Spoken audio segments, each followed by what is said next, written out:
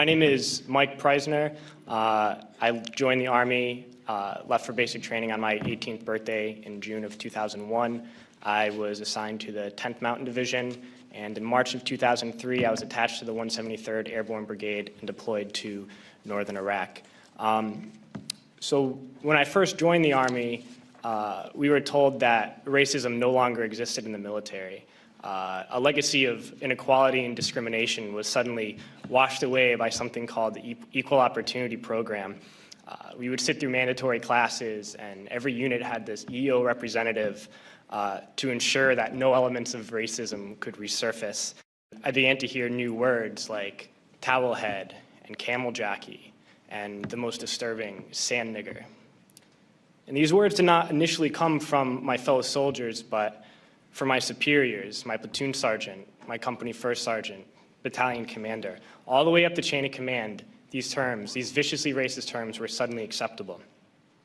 And I noticed that the most overt racism came from veterans of the first Gulf War. And those were the words they used when they were incinerating civilian convoys. Those are the words they used when this government deliberately targeted civilian infrastructure, bombing water supplies, knowing that it would kill hundreds of thousands of children. Those are the words the American people used when they allowed this government to sanction Iraq. And this is something that many people forget, and we can't forget, is that we've just learned that we've killed over 1 million Iraqis since this invasion, but we already killed 1 million Iraqis in the 90s through sanctions and bombings prior to this invasion. So the number truly is much higher. But when I got to Iraq in 2003, I learned a new word, and that word was Haji. Haji was the enemy. Haji was every Iraqi. He was not a person, a father, a teacher, or a worker. And it's important, we've heard this word a lot during Winter Soldier, but it's important to understand where this word came from. And to Muslims, the most important thing is to take a pilgrimage to Mecca. It's the Hajj. And someone who has taken this pilgrimage is a Haji. And it's something that in traditional Islam is the highest calling in the religion. So we took the best thing for a Muslim and made it into the worst thing. But history did not start with us. And since the creation of this country, racism has been used to justify expansion and oppression. The Native Americans were called savages. The Africans were called all sorts of things to excuse slavery. And Vietnam veterans know of the multitude of words used to justify that imperialist war. So Haji was the word we used. It was the word we used on this particular mission I'm going to talk about. And we've heard a lot about different raids and kicking down the doors of people's houses and ransacking their houses. But this mission was different, a different kind of raid. I never got any explanation for these orders. We were only told that this group of houses, 5 or 6 houses, were now property of the US military, and we had to go in and make those families leave those houses. So we went to these houses and informed the families that those homes were no longer their homes. We provided them no alternative, nowhere to go, no compensation. And they were very confused and very scared and did not know what to do and would not leave. So we had to remove them from those houses. One family in particular, a woman with 2 small girls, a very elderly man and 2 middle-aged men. We dragged them from their houses and threw them onto the street. And arrested the men because they refused to leave, arrested the old man, and sent them off to prison. And at that time, I didn't know what happened to people when we tied their hands behind their back and put a sandbag on their head. But unfortunately, a few months later, I had to find out. We were short interrogators, so I was assigned to work as an interrogator.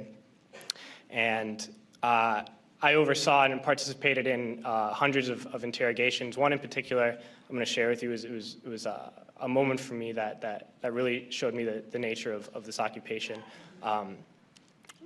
This particular detainee, when I was sent to interrogate him, he was stripped down to his underwear, hands behind his back, and a sandbag on his head. I never actually saw this man's face. My job was to take this metal folding chair and just smash it against the wall next to his head. He was faced against the wall with his nose touching the wall, while a fellow soldier screamed the same question over and over again. No matter what his answer, my job was to slam the chair against his wall. We did this until basically we got tired, and I was told to make sure he stood against the wall for however long, and I was guarding this prisoner, and my job was to make sure he kept standing up, but something was wrong with his leg. He was injured, and he kept falling to the ground. And the sergeant in charge would come and tell me to get him up off his feet. So I'd have to pick him up and put him against the wall. And he kept going down. I just have to keep pulling him up and putting him against the wall. And my sergeant came along, and he was upset with me for not, continue to stand. He picked him up and slammed him against the wall several times.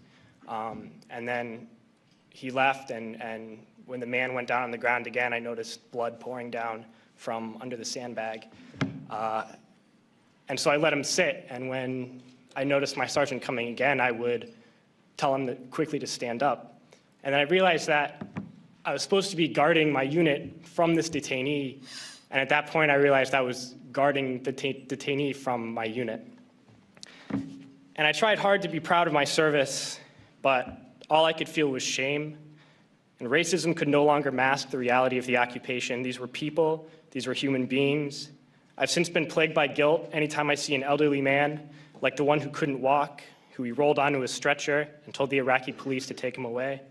I feel guilt anytime I see a mother with her children, like the one who cried hysterically and screamed that we were worse than Saddam as we forced her from her home.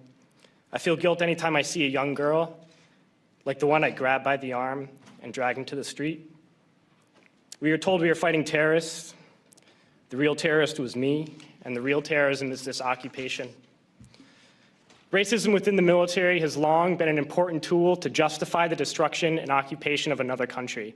It has long been used to justify the killing, subjugation, and torture of another people. Racism is a vital weapon employed by this government.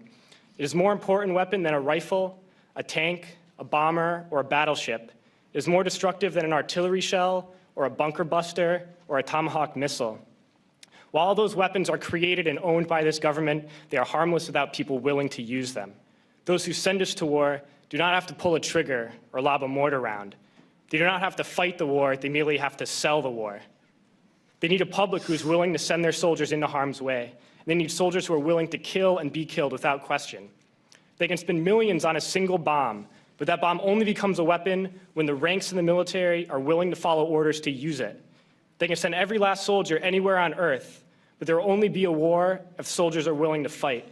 And the ruling class, the billionaires who profit from human suffering, who care only about expanding their wealth, controlling the world economy, understand that their power lies only in their ability to convince us that war, oppression, and exploitation is in our interest.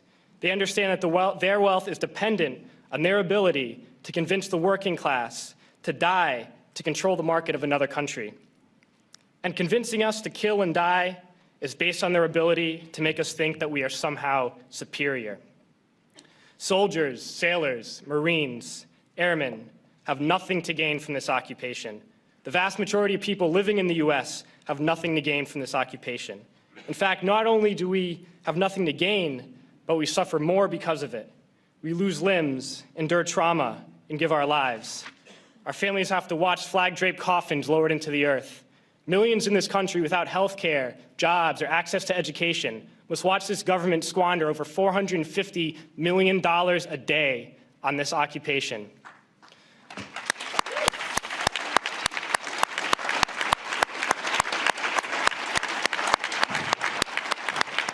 Poor and working people in this country are sent to kill poor and working people in another country to make the rich richer.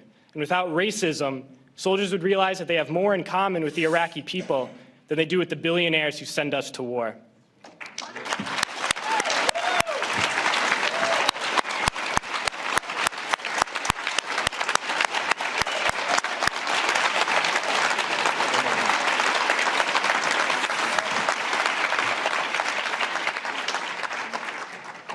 I threw families onto the street in Iraq, only to come home and find families thrown onto the street in this country, in this tragic and unnecessary foreclosure crisis. And we need to wake up and realize that our real enemies are not in some distant land. They're not people whose names we don't know and cultures we don't understand. The enemy is people we know very well and people we can identify. The enemy is a system that wages war when it's profitable. The enemy is the CEOs who lay us off from our jobs when it's profitable. It's the insurance companies who deny us health care when it's profitable. It's the banks who take away our homes when it's profitable. Our enemy is not 5,000 miles away. They are right here at home. And if we organize and fight with our sisters and brothers, we can stop this war, we can stop this government, and we can create a better world.